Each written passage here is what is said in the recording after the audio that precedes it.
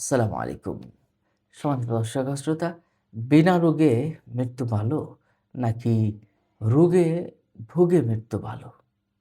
দেখুন, সাহাবায়ে কেরামের সময়ও কিন্তু এই বিষয়টা নিয়ে আলোচনা হতো। সাহাবায়ে কেরাম, একজন সাহাবী ইন্তেকাল করলেন। ইন্তেকাল করলেন যে ওই সাহাবী একদম বিনা রোগে তার মৃত্যু হলো।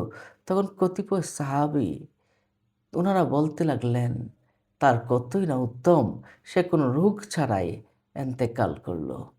সে কতই না উত্তম এবং কতই না ভালো।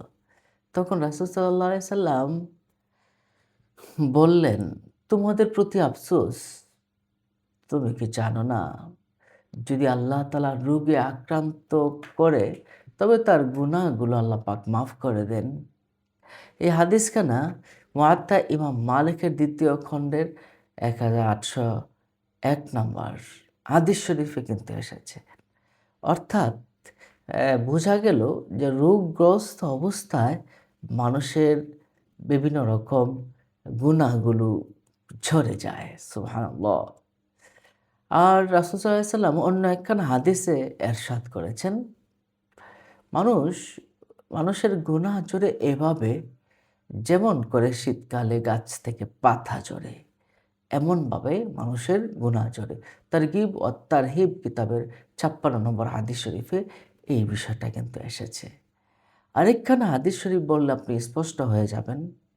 মানুষ সুস্থ থাকলে যেভাবে আমল করলে সে সওয়াব পেত, একজন অসুস্থ মানুষ যদি সে মুসলিম হয়, সেভাবে তার সওয়াব পাবে, তার ঈমান যদি থাকে, তাহলে সুস্থ থাকলে যে পরিমাণ সে আমল ইবাদত বন্দেগী করত, অসুস্থ হওয়ার কারণে সমপরিমাণ তার আমলনামায় সমপরিমাণ সওয়াব দেওয়া হবে। সুবহানাল্লাহ।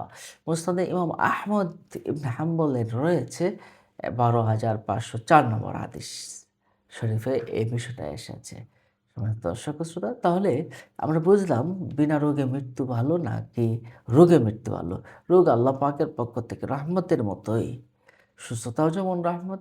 সুতরাং আসুন আমরা রোগকে খারাপ মনে না করি, রোগকে গালি না দেই।